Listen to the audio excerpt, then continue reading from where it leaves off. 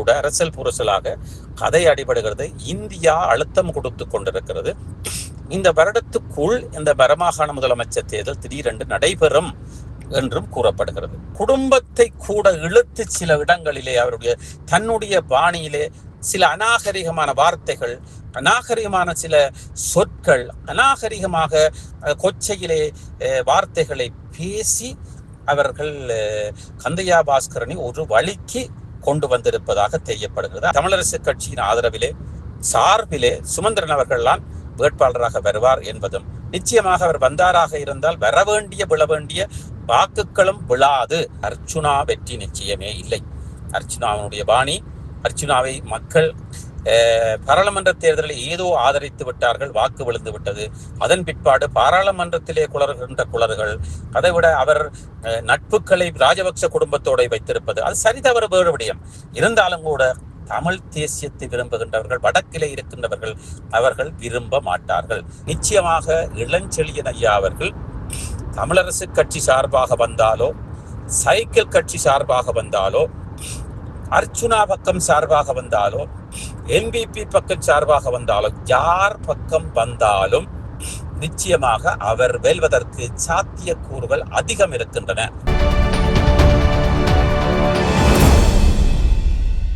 வணக்கம் லங்கா போர் ஊடக நேயர்களே, மீண்டும் ஒரு சிறப்பு அலசலோடு இலங்கையன்.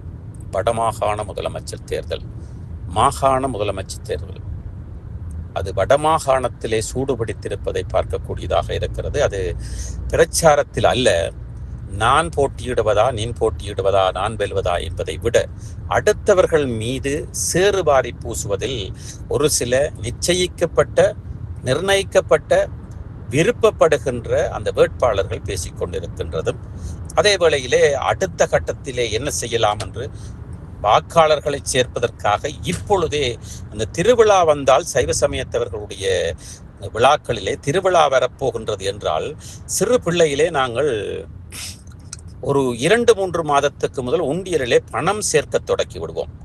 காரணம், அந்த திருவிழாவுக்கு செலவழிப்பதற்கு அப்பாவிடமும் அம்மாவிடமும் 10% 20% என்று வாங்கி சேர்க்க தொடங்கி விடுவோம். அதை பிற்பாடு அந்த திருவிழாவின் மூட்டம் நாங்கள் எடுத்து செலவழிப்பதற்காக, அது ஒரு ஆசை, ஐஸ்கிரீம் வாங்குவதற்கும் கச்சான் வாங்குவதற்கும். அது அப்படி இந்த வடமாகாண முதலமைச்சர் தேர்தல் நடைபெறப் போகின்றது என்பதற்காக வாக்குகளை இப்பொழுதே ஒவ்வொரு வாக்காளரும் சேர்த்து கொண்டிருக்கிறார்கள். அனுரா அரசும் வடமாகாண அந்த மாகாண சபை தேர்தலை வைக்கின்ற பாட்டை காணவில்லை. இருந்தாலும் கூட அரசியல் புரசலாக கதை அடிபடுகிறது. இந்தியா அழுத்தம் கொடுத்து கொண்டிருக்கிறது.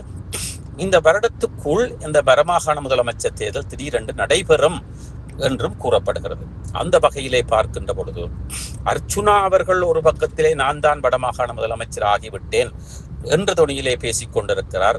கந்தையா பாஸ்கரனை அழைத்து நான் விசாரிப்பேன், அப்படி இப்படி பல விடயத்திலே கந்தையா பாஸ்கரன் அவர்களோடு முரண்படுவதில், ஒவ்வொருவரோடும்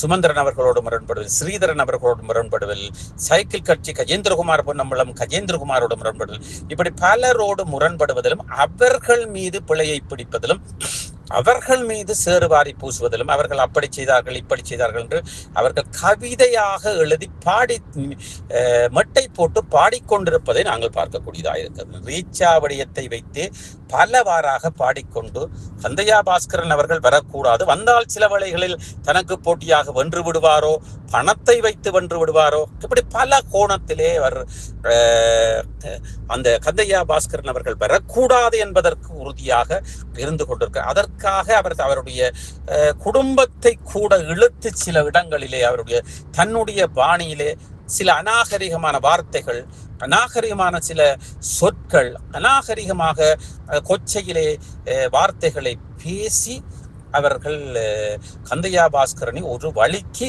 கொண்டு வந்திருப்பதாக தெரியப்படுகிறது. அதைவிட கந்தையா பாஸ்கரன் அவர்கள் முதலமைச்சர் தேர்தலை போட்டியிடுவார் என்று மற்றவர்கள் தான் கூறினார்கள்.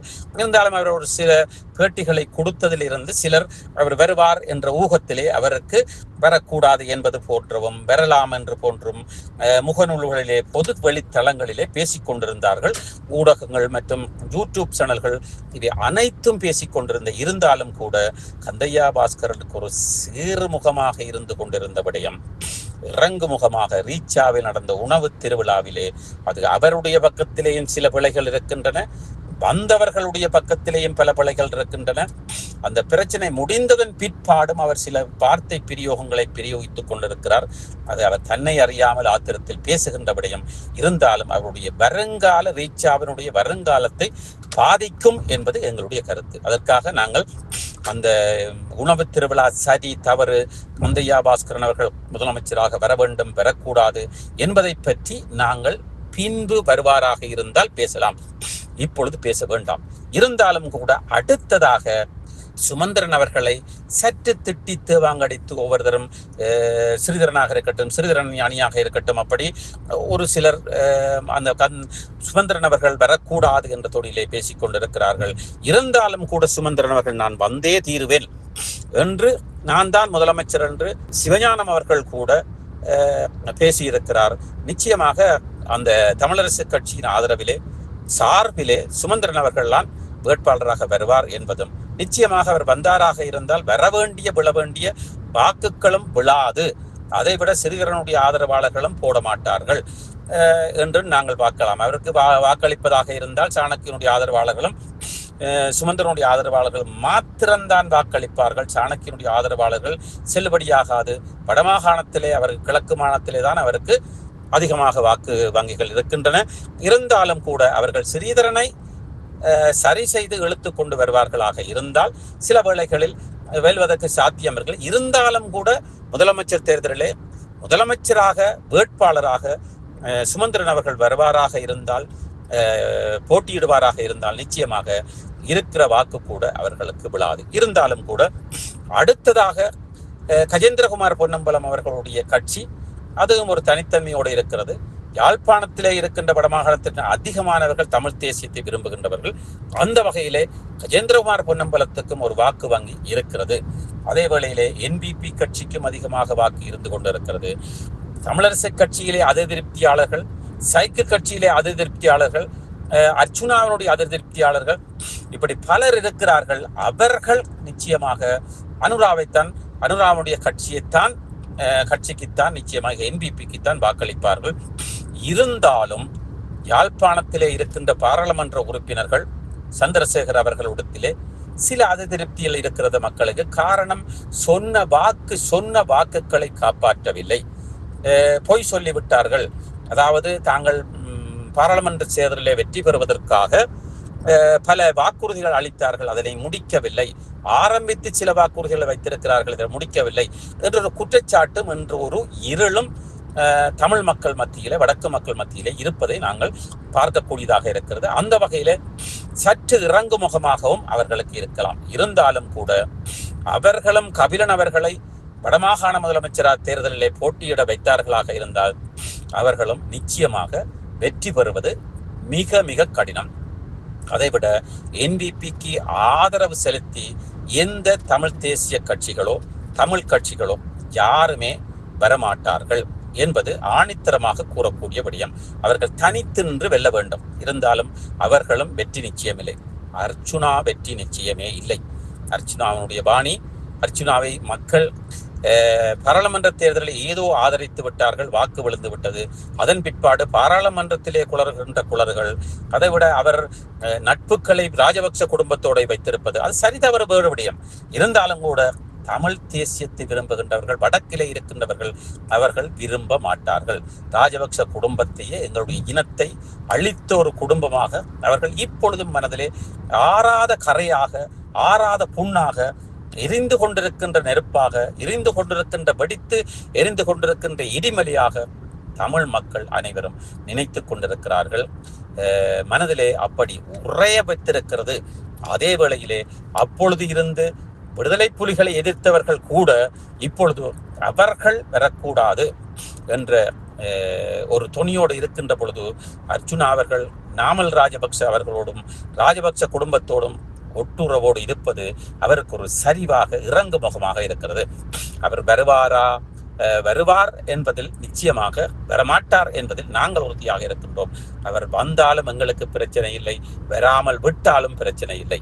அடுத்து நாங்கள் பார்க்க போகின்ற நபர் என்று கூறுவதை விட என்பிபி கட்சி வருவதாக இருந்தால் ஒரு புதியவரை யாழ்ப்பாணத்திலே வடக்கிலே அதிக உதவி செய்த ஒருவர், அப்படியான ஒருவரை நியமிப்பார்களாக இருந்தால் நிச்சயமாக NVPக்கு ஆதரவு விழும். காரணம், அந்த புது நபராக இருந்தால் அந்த நபருக்காக விழுகின்ற வாக்குகளும் NVPயினுடைய ஆதரவினால் விலகுகின்ற வாக்குகளும் நிச்சயமாக வெல்வதற்கு சாத்தியக்கூறுகள் இருக்கிறது.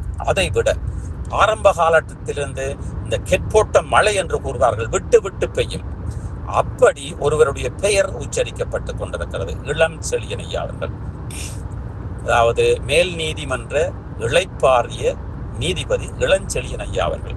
நிச்சயமாக இளஞ்செழியன் ஐயா அவர்கள் தமிழரசு கட்சி சார்பாக வந்தாலோ, சைக்கிள் கட்சி சார்பாக வந்தாலோ, அர்ச்சுனா பக்கம் சார்பாக வந்தாலோ, NVP பக்கம் சார்பாக வந்தாலோ, யார் பக்கம் வந்தாலும் நிச்சயமாக அவர் வெல்வதற்கு சாத்தியக்கூறுகள் அதிகம் இருக்கின்றன.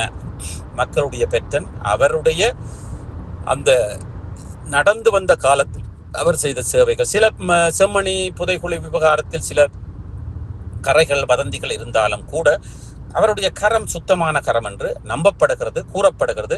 யாழ்ப்பாணத்து மக்கள் கூறிக்கொண்டிருக்கிறார்கள், வடக்கு மக்கள் கூறிக்கொண்டிருக்கிறார்கள். இருந்தாலும் அவர் வந்தாராக இருந்தால் விக்னேஸ்வரன் ஐயா வந்ததை விட மோசமாக விமர்சிக்கப்படுவார். அதை விக்னேஸ்வரன் ஐயா அவர்கள் தாங்கிக் கொள்ளலாம், ஆனால் இளஞ்செழியன் ஐயா அவர்கள் தாங்கிக் கொள்ள மாட்டார். அவர் உடனடியாக மனநோகக்கூடிய ஒருவர். அவர் முதலமைச்சர் தேர்தலிலே வர வேண்டும் என்று புலம்பெயர் தேசத்திலே பலர் கூக்குரல் போட்டார்கள், ஆதரவு செலுத்தினார்கள். அவர் புலம்பெயர் தேசத்துக்கு வந்து போகின்ற பொழுது ஒன்று கூடல் நடத்தினார்கள். அவருக்கும் சற்று ஆசையாக இருப்பது போன்று, நான் வந்தாலும் வருவேன், பூங்காவாக ஆக்க முடியும் என்ற துணியிலே இருந்தாலும் கூட லங்கா 4 ஆரம்பத்திலிருந்து இப்பொழுதும் கூறுகின்ற விடயம், இளஞ்செழியன் ஐயா அவர்கள் அரசியலுக்கே வரக்கூடாது. காரணம், அவரிலே காட்புணர்வோ அல்லது அவர் வரக்கூடாது என்ற எரிச்சலோ இல்லை. வேறு யாரும் வர வேண்டும் சப்போர்ட்டோ ஆதரவோ இல்லை. அவர் ஒரு நீதிபதியாக சுத்தமான கரமாக இருக்கின்றவர். இப்பொழுதும் நீதிபதியாக மதிக்கப்படுகிறார், வேலை இல்லாவிட்டிலும் இளைப்பாறினாலும். இருந்தாலும் அவர் பல நீதிபதிகளையும் பல சட்டத்தரணிகளையும் உருவாக்கி விட்டு செல்ல வேண்டுமே தவிர அந்த பொறுப்பு அவருக்கு இருக்கிறது. அந்த துறையில இறங்கி அவர் தன்னுடைய முடிவு காலத்துக்குள் தன்னை போல பல நீதிபதிகளையும், தன்னை போல பல நெஞ்சுரம் கொண்ட உண்மையான வக்கீல்களையும், தன்னை போன்ற ஒரு நபரையும் தனிநபரையும் உருவாக்கி விட்டு செல்ல வேண்டும், வழிகாட்டி விட்டு செல்ல வேண்டும் எழுகின்ற பொழுதுதான் இளஞ்செழியன் ஐயாவுடைய பெயரும் நிலைக்கும், தமிழ் இனமும் வாழும். அந்த வகையிலே இளஞ்செழியன் ஐயாவும் பெறக்கூடாது. வடமாகாண முதலமைச்சராக அர்ச்சுனா வந்தாலோ, ஸ்ரீதரன் வந்தாலோ, கஜேந்திரன் வந்தாலோ, கஜேந்திரகுமார் பொன்னம்பலம் வந்தாலோ, கபிலன் வந்தாலோ, அல்லது சுமந்திரன் அவர்கள் வந்தாலோ தமிழ் மக்களுக்கு எந்தவித பிரயோசனமும் இல்லை. அவர்களால் எதையும் செய்ய முடியாது. அவர்கள் கட்டி குளறி அடிபடுவார்களே தவிர, தங்களுடைய பதவிகளை வைத்திருப்பார்களே தவிர, நிச்சயமாக இவர்களால் எதுவும் முடியாது. வடக்கு கிழக்கு இணைக்க முடியுமா? 13வது திருத்தச் சட்டத்தை முடிக்க முடியுமா? நிறைவேற்ற முடியுமா? அல்லது போர்க்குற்றத்தை விசாரிக்கும்படி அழுத்தமாவது கொடுக்க முடியுமா? நிச்சயமாக இல்லை, செய்யவும் மாட்டார்கள். நீலி கண்ணிற்காக செய்வார்கள். சம்பந்தன் ஐயா தீபாவளியை சொல்லி போனது போல இவர்களும் கடத்தி கொண்டு செல்வார்களே தவிர நிச்சயமாக இவர்களாலும் முடியாது. ஏன் நாங்கள் ஒட்டுமொத்தமாக கூறுவதாக இருந்தால், இலங்கையினுடைய பெற்றல் அனுரா அவர்கள், இவ்வளவு தூரம் இருக்கின்ற அனுரா அவர்கள் நினைத்தால் கூட இந்த 3 விடயங்களையும் செய்ய முடியாது. சம்மதித்தாலும் செய்ய முடியாது. அதற்கான இடைஞ்சல்களை எதிர்கட்சிகள் பிக்குமார், அதைவிட இஸ்லாமியர்கள், இப்படி பலர் இருக்கிறார்கள் எதிர்ப்புக்கு. தமிழர்களே இருக்கிறார்கள் இதற்கு எதிர்ப்புக்கு. அப்படியானால் யாராலும் அதனை செய்ய முடியாது. ஒரே ஒரு வழி, நாங்கள் எங்களுடைய உரிமைகளை பெறுவதாக இருந்தால் இந்த அரசியல்வாதிகளின் பின்னால் திரிவதை விட்டுவிட்டு எங்களுடைய பிள்ளைகளை மும்மொழியிலும் ஆளுமையாக படிப்பித்து உலகளாவிய ரீதியிலே தொழில் வாய்ப்பு செய்து வசதியானவர்களாகி கல்விமான்களாகி எங்களுக்கு பெரியோரு விடுதலையை அவர்களே, சிங்கள மக்கள் நல்லவர்கள், நாங்கள் அவர்களோடு இணைந்து வாழ்வதாக இருந்தால் எங்களுடைய பலத்தை காட்டி கல்வியால், அவர்கள் மூலமாக, அவர்களுடைய வாயால், அவர்களுடைய வாக்கினால் எங்களுடைய சரியான அபிலாசைகளை, அதாவது இலங்கை சட்டத்திட்டங்கள் நடத்தக்கூடிய அபிலாசைகளை பெறுவதற்கு நாங்கள் முயற்சிக்கலாம். நிச்சயமாக பெற முடியும். அகதிகளாக வந்த எத்தனையோ பேர் தங்களுடைய பிள்ளைகளை, சராசரி ஒரு வீட்டுக்கு 2 பிள்ளைகளை பெரிய உத்தியோகங்களிலும் பாராளுமன்றத்திலும் பைலட்டாகவும் என்ஜினியராகவும் பெரிய கோடீஸ்வரர்களாகவும் வைத்தியர்களாகவும் பல துறையிலே மிளிரச் செய்திருக்கிறார்கள். ஒவ்வொரு நாட்டிலேயும் அந்தந்த நாட்டு பிரஜா உரிமை உள்ளவர்களை விட அதிகமான உயர் பதவியிலே வகித்துக் கொண்டிருக்கிறார்கள். அவர்கள் அத்தனை பேரும் திரும்பி ஒரு கண்ணசைவு அசைத்தார்களாக இருந்தால் இலங்கையிலே, ஈழத்திலே நிச்சயமாக பெரும் கல்வி பாலாறு ஓடும். அதை ஏன் நாங்கள் அங்கே ஈழத்திலே இருக்கின்றவர்களுக்கு உற்சாகம் கொடுத்து அவர்களுக்கு ஊட்டக்கூடாது? அது யாருடைய கையிலே இருக்கிறது? ஒவ்வொரு வீட்டிலே இருக்கின்ற பெற்றோர்கள் கையிலே இருக்கிறது. அரசியல்வாதிகளின் பின்னால் உங்கள் பிள்ளைகளை அலைய விடாமல், அரசியல்வாதிகளை நீங்கள் நம்பாமல், நீங்கள் இந்த தமிழ் அரசியல்வாதிகள், சிங்கள அரசியல்வாதிகள், இஸ்லாமிய அரசியல்வாதிகள் என்ற அடிபடாமல் பிள்ளைகளை கற்பியுங்கள். ஒரு 10 வருடத்துக்குள் உங்களுடைய நிலைமை வேறு, எங்களுடைய தேவைகள், எங்களுடைய அபிலாசைகள் அனைத்தும் தானாக நிறைவேறும். நன்றி, வணக்கம்.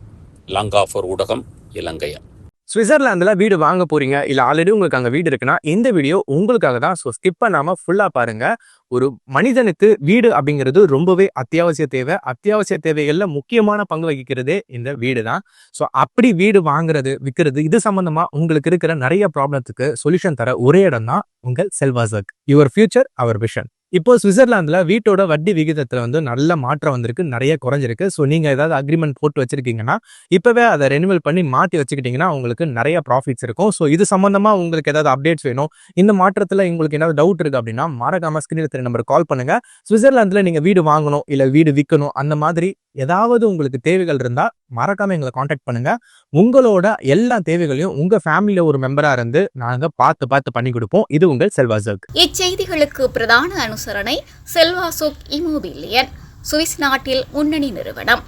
தொடர்புகளுக்கு 0795146428. வீடு வாங்க, வீடு கட்ட, வீடு திருத்த மற்றும் வீட்டு கடன். Your future our vision. இது போன்ற மேலும் பல முக்கிய சுவாரஸ்யமான செய்திகளை அறிந்து கொள்ள லங்கா4 யூடியூப் சேனலை சப்ஸ்கிரைப் பண்ணுங்கள்.